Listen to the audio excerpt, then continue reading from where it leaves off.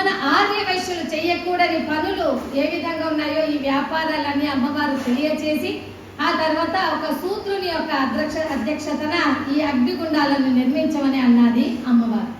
మరి ఎన్ని అగ్నిగుండాలు కావాలని చెప్తుంది అమ్మవారు అని అంటే 102 అగ్నిగుండాలు. ఎందుకంటే 101 మంది దంపతులేమో ముందుకు వచ్చారు, మేము కూడా అగ్నిగుండ ప్రవేశం నీతో చేస్తామమ్మా అంటూ, అందువల్ల 101ది అమ్మవారికి ఒక అగ్నిగుండం, మొత్తం 102 అగ్నిగుండాలు అమ్మవారు నిర్మించమని చెప్తోంది వాళ్ళ తండ్రి గారు. అప్పుడు కుసుమశ్రేష్ఠ గారు అందరికీ కూడా తెలియజేశారు ఊర్లో. అప్పుడు ఆ మల్హనుడు అనేటువంటి అతను అధ్యక్షతన వీళ్ళందరూ కూడా సూత్రులు ఎంతో మంది పలుగులు పారలు అన్ని తీసుకొని వచ్చారు, భూమిని తవ్వడానికి ఉపయోగించే సామాన్ అంతా కూడా. అంతమంది బాగా ఉత్సాహంగా వచ్చేసారు. ఎందుకంటే ఎప్పుడు కూడా మన ఆర్యవైశ్యులు ఏమైనా పని చెప్పారంటే బాగా వాళ్ళకి ముట్ట చెప్తారనమాట, వాళ్ళకి కావాల్సినంత ధనాన్ని బాగా ఇస్తారు. కనుక ఆర్యవైశ్యులు ఏమైనా పని చెప్పారు అంటే ఇక వాళ్ళ ఆ రోజు వాళ్ళ పంట పండినట్టే అనమాట. అందువల్ల అంతమంది వచ్చేసారు ఆ పలుకులు పాలన తీసుకొని ఆ గుంతలు నిర్మించడానికంటూ. అప్పుడు వాళ్ళు అడుగుతున్నారు, అయ్యా మహారాజా, మీరు అగ్నిగుండాలు నిర్మించమని చెప్తున్నారు, మరి దేనికండి ఇవి? ఏదో గుంతలు తీయమని చెప్తున్నారు, దేనికి అని అన్నారు. అంటే అప్పుడు వీళ్ళు కుసుమశ్రేష్ఠ గారు మొత్తం కథ అంతా చెప్పాల్సి వచ్చింది. అప్పుడు వాళ్ళు భయపడిపోయారు, అమ్మ బాబోయ్ అగ్నిగుండాలు త్రవ్వడానికా ఇవన్నీ? ఇప్పుడు ఆ మహారాజు ఎవరో మీరు మాఘమాసంలో రమ్మన్నారు కదా, మళ్ళీ ఆ మాఘమాసంలో మహారాజు వచ్చారే అనుకోండి, మీరేమో అగ్నిగుండ ప్రవేశం చేసేస్తారు, వాసవితో పాటు కైలాసాన్ని ముక్తి స్థానాలు పొందుతారు. మరి ఇక్కడున్న మా పరిస్థితి ఏమిటి, మా పిల్లల పరిస్థితి ఏమిటి? ఎందుకంటే అసలే ఆ రాజు దుష్టుడు, దుర్మార్గుడు. ఆయన కోపం వచ్చిందంటే ఎక్కడుందిరా మా వాసవి అని అంటారు. అప్పుడు వాసవి మా అగ్నిగుండ ప్రవేశం చేసింది అంటే ఈ మాట చెప్పడానికే మీరందరూ ఉన్నారు, బతుకున్నారు, నా వాసవినే లేనప్పుడు ఇక మీరెందుకు బతుకుండడం అని మమ్మల్ని కూడా చంపేస్తారు ఆ మహారాజు. కనుక మేమెంతో చాలా ప్రయాసాలు కోర్చి చావు చేతిలో పెట్టుకొని మేము కూడా ఈ గుండాలను నిర్మించాల్సి వస్తుంది. మరి అయితే ఇప్పుడు మీకు గుండాలను నిర్మించాలి అంటే మాకేంటి అని అడిగారు. అప్పుడు వీళ్ళంతా మళ్ళీ మీటింగ్ పెట్టుకొని కుసుమశ్రేష్ఠి వారంతా ఆ సంఘ నాయకులతో అంతా మీటింగ్ పెట్టుకుంటే అప్పుడు వాళ్ళ చర్చలో అన్నారు వాళ్ళందరూ ఆర్యవైశ్యులంతా, ఓ మహారాజా, మనము ఈ దేహాన్నే త్యజించేస్తున్నాం, అమ్మవారితో పాటు అగ్నిగుండ ప్రవేశం చేయడానికే త్యాగానికే మనం పూనుకున్నాం. ఇక మనకి ఈ ఆస్తులని ఒక లెక్కన ఈ రత్నాలు, ధనము, వైడూర్యాలు, బంగారు, భూములు, ఇండ్లు, పొలాలు ఇవన్నీ మనకు ఒక లెక్కన. కాబట్టి మనకు త్యాగమే మిన్న, కనుక వాళ్ళు ఏమడుగుతారో అది ఇవ్వండి అని అన్నారు. అప్పుడు మళ్ళీ కుసుమశ్రేష్ఠ గారు మీకు ఏం కావాలో కోరుకోండి అని అన్నారు. ఇదిగో చూడండి, మీకు ఈ గోశాలం తలుపులు తెచ్చి పెట్టేస్తాం, ఈ ఖజానా తలుపులు తెచ్చి పెట్టేస్తాం, మీకు ఎంత ధనం కావాలో అంత ధనాన్ని మీరు తీసుకెళ్ళిపోండి అన్నారు. వాళ్ళకి ఎంత ధనం కావాలో అంత ధనం తీసుకున్నారు. కానీ మళ్ళీ మేము ఎప్పుడో ఉంటాము, మరి మాకు రాజుగారు వచ్చి మమ్మల్ని ఏమైనా చేసేస్తే మేము గుండాలను నిర్మించామని, మరి మా పిల్లల పరిస్థితి ఎట్లాగా? ధనం ఏముంది? ఇక మనకి చెప్తారు కదా, కొండలంటున్నా పర్వతాలంటున్నా కూర్చుని తింటే కరిగిపోతుందని. కాబట్టి మీరు ఎంత ధనం ఇచ్చినా అది మళ్ళీ కరిగిపోతుంది కదా, మరి మాకు ఎలాగా అని అన్నారు. అప్పుడు మళ్ళీ వీళ్ళకు పూర్వం నుంచి ఎప్పుడైతే భగవద్గీతలో కృష్ణుల వారు అర్జునుడికి అనేకమైన రహస్యాలు చెప్పేటప్పుడు అర్జునులు అడుగుతారు, ఓ కృష్ణ, బాగుందయ్యా ఇన్ని చెప్తున్నావు నీవు, మరి ఆర్యవైశ్యుల గురించి ఏదైనా ఒకటి కూడా చెప్పలేదే నీవు అంటే 18వ అధ్యాయంలో 44వ శ్లోకంలో కృషి గోరక్ష వాణిజ్యం వైశ్యం కర్మ స్వభావం అంటూ ఆ కృష్ణ భగవానుల వారు చెప్పారు. వాళ్ళకు ఆర్యవైశ్యులకు నేను పూర్వం నుంచి కూడా కృషి, గోరక్షణ, వాణిజ్యాన్ని ఇచ్చాను. కృషి అంటే పంటలు పండించడం, గోరక్షణ అంటే గోవులను రక్షించడం, పెంచడం, పోషించడం, వాణిజ్యం అంటేనేమో వ్యాపారం, వర్తకం. వాటితో పాటు ఇంకా నేను 3 ధర్మార్థ కామములుగా ఇచ్చాను. ఏమిటవి?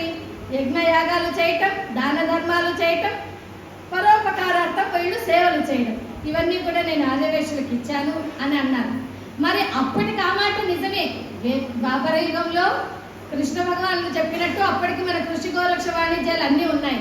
కానీ ఈనాడున అమ్మవారు జన్మించిన తర్వాత అగ్నిగుండ ప్రవేశానికి ముందు వీళ్ళందరూ కూడా ఒక నిర్ణయానికి వచ్చారు. మనకున్నటువంటి కృషి, గోరక్షణ, వాణిజ్యాలలో ఓ శూద్రులారా, మీకు ఈ మూడింటిలో మీకు ఏవి కావాలో కోరుకోండి, 2 మీకు ఇచ్చేస్తామన్నారు.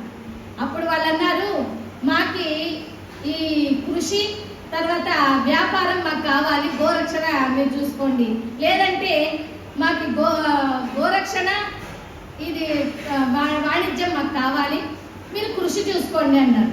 అప్పుడు వాళ్ళలో ఒకరు శూద్రుల్లో ఒక ముసలాయన అన్నారు, ఏమిట్రా మీరు చెప్పేది, ఇన్ని రోజులు మనము కష్టపడి పని చేసుకున్న వాళ్ళ మనం శూద్రుడు, వారు వ్యాపార చింతనతో ఉండేటువంటి వారు ఆర్యవైశ్యులు, మీరు వాళ్ళని కృషి పెట్టుకోమంటే వాళ్ళు కష్టాలు పడతారా? ఆ భూమిలో దున్నే వాళ్ళ వాళ్ళు పాపం దున్నుతారా? కష్టం ఎరిగి పని చేయగలుగుతారా ఆర్యవైశ్యులు? కనుక కృషి గోరక్షణాలు మనం తీసుకుందాం, వ్యాపారం వాళ్ళకే ఉండనిస్తాం ఆర్యవైశ్యులకి అని అప్పుడు వాళ్ళు కృషి గోరక్షణాలు కోరుకున్నారు. వారు కోరుకున్న ప్రకారంగా కుసుమశ్రేష్ఠి వారు ఆ నగరేశ్వర ఆలయంలోని ఆ గురు భాస్కరాచార్యుల వారి సన్నిధిలో, వాసవి మాత సన్నిధిలో విరూపాక్షులు, ప్రజలు, బంధువులు, మిత్రులు అందరి సమక్షంలో కుసుమశ్రేష్ఠి గారు ఇలా దోసిలు ఇలా పట్టుకుంటే అప్పుడు కుసుమాంబ గారు గంగా జలాన్ని వారి చేతిలో పోస్తుండగా కింద శూద్రులంతా కూడా కుసుమశ్రేష్ఠి గారి చేతుల కింద శూద్రులంతా ఇలా చేపట్టుకొని అప్పుడు ఆ గంగా సమేతంగా వాళ్ళు ఆ కృషి గోరక్షణాలను వాళ్ళకు వదిలేశారు, అంటే వాళ్ళకి ఇచ్చేశారు.